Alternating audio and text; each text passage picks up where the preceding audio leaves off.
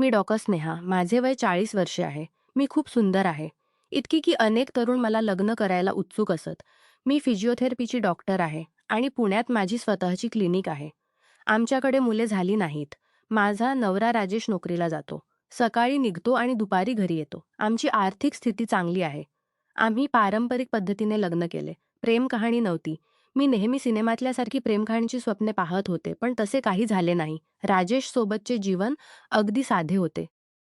तो सभ्य आणि आदरणीय आहे, पण अजिबात भावनिक नाही.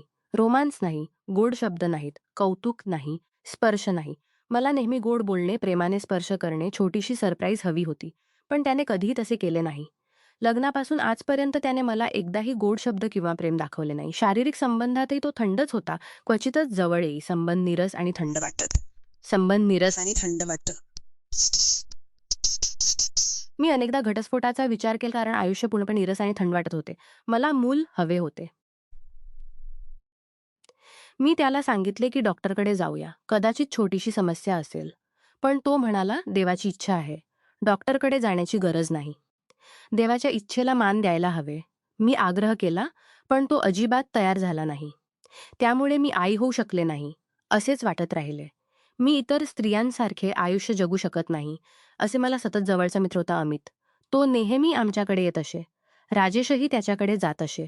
सणवार, सण, सर्वत्र अमित आमच्यासोबत असे.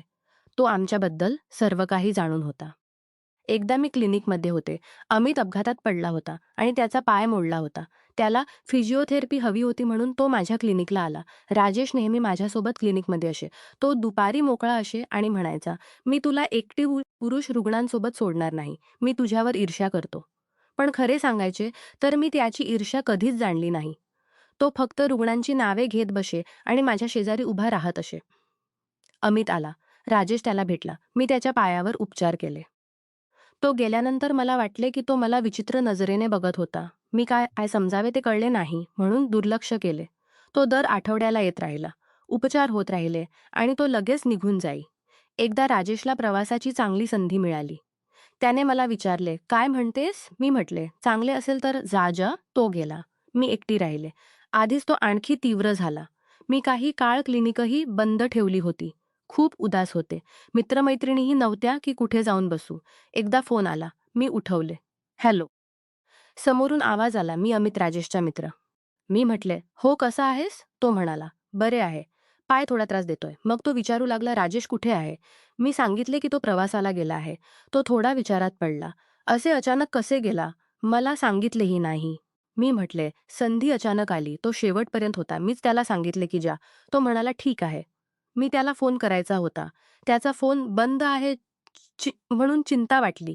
जेव्हा तो तुला फोन करेल तेव्हा त्याला सांग की नवीन नंबर द्यावा. मी होकार दिला आणि फोन ठेवला.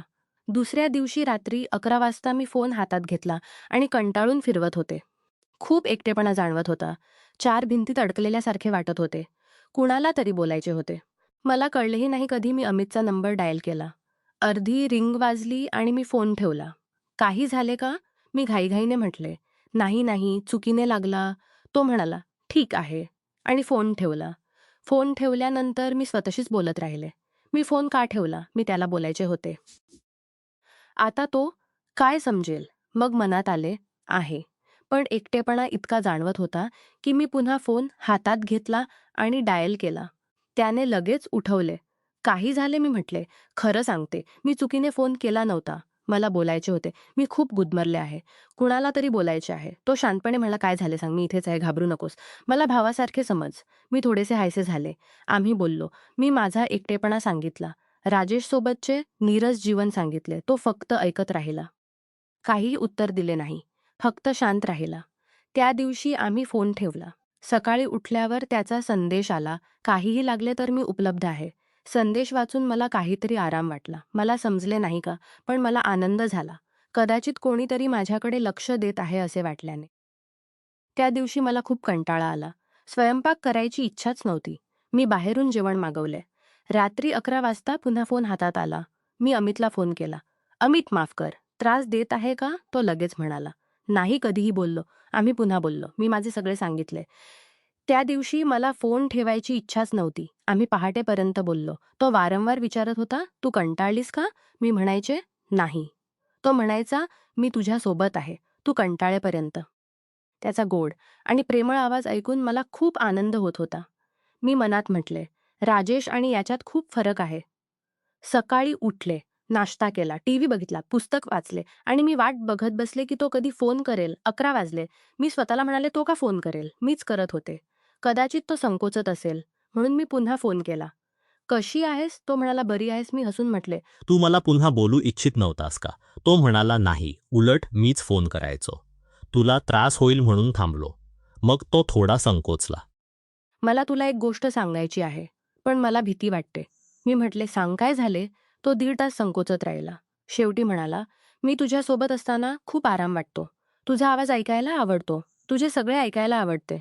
मी शांत राहिले. मग तो म्हणाला, "तू आठवतेस का? मी क्लिनिकला येत असे तेव्हा. तू माझ्या पायावर हात ठेवून उपचार करत असताना मला वेदनाच जाणवत नसत. जणू दुसऱ्याच जगात गेलो असे वाटे. मी ते कधी सांगू शकलो नाही कारण राजेश माझा मित्र आहे. आता आपण एकमेकांना सगळे सांगत आहोत म्हणून मी सांगतो. मी तुझ्याबद्दल आकर्षित आहे." मी काही बोलू शकले नाही. शरीर थरथर कापत होते. मी म्हटले, "मलाही गेल्या काही दिवसांपासून विचित्र वाटत आहे. मला तुझ्याशी बोलण्याची ओढ लागली. म्हणजे आपली भावना सारखीच आहे." मी होकार दिला. त्या रात्री मी आनंदाने झोपले. 40 वर्षांत मी कधीही असे अनुभवले नव्हते. राजेशने कधीही मला असे वाटू दिले नव्हते. मी रात्रभर स्वतःशी बोलत राहिले. मी सुंदर आहे. माझ्यात सगळे गुण आहेत. मग दोष कोणाचा? माझा नाही. दुसऱ्या दिवशी सकाळी त्यानेच फोन केला. "कशी आहेस?" मी रात्रभर झोपलो नाही. "मला आणखी एक गोष्ट सांगायची आहे." मी म्हटले, "आणखी?" तो म्हणाला, "मी तुला प्रेम करतो. खूप प्रेम करतो. तुझ्याशिवाय राहू शकत नाही." मीही म्हटले, "मीही तुझ्यापासून दूर दूर शकत नाही." तो म्हणाला, "मग दूर का राहायचे? आपण एकत्र राहू." मी म्हटले, "पण राजेश आहे." तो म्हणाला, "तू स्वतः सांगितलेस की तू त्याला प्रेम करत नाहीस आणि तो तुला काही देत नाही. जेव्हा तो येईल तेव्हा बघू. आता या क्षणाचा आनंद घेऊया." आम्ही पुन्हा पहाटेपर्यंत बोललो. दिवसेंदिवस बोलणे वाढत गेले. दिवसातून 3-4 वेळा बोलू लागलो. तो माझ्या प्रत्येक गोष्टीची विचारपूस करू लागला. मी काय घातले, काय खाल्ले, कशी आहे. मी आयुष्यात कधीही राजेशकडून असे अनुभवले नव्हते. एकदा तो म्हणाला, "मला तुला भेटायचे आहे." मी म्हटले, "कुठे?" "शक्य नाही." तो म्हणाला, "मी रुग्ण आहे. मला उपचार हवेत. उद्या क्लिनिकला येतो." मी घाबरले, होकार दिला. दुसऱ्या दिवशी तो आला. मी खूप घाबरले होते की कोणी बघेल. तो माझ्या जवळ आला. माझ्या डोळ्यात बघत राहिला. मग माझा हात पकडला. "हात का कापत आहेत?" मी म्हटले, "मी कधीही असे अनुभवले नव्हते." मी त्याला लगेच जायला सांगितले. तो गेला. रात्री फोनवर मी म्हटले, "तू पुन्हा "क्लिनिकला येऊ नकोस. मला खूप भीती वाटते."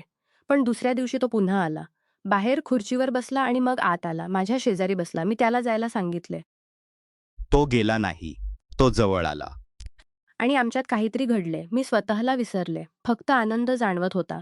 जो आनंद मी राजेशसोबत कधीच अनुभवला नव्हता. त्यानंतर आम्ही क्लिनिकमध्ये वारंवार भेटू लागलो. प्रत्येक भेटीत मला अधिक आनंद होत होता.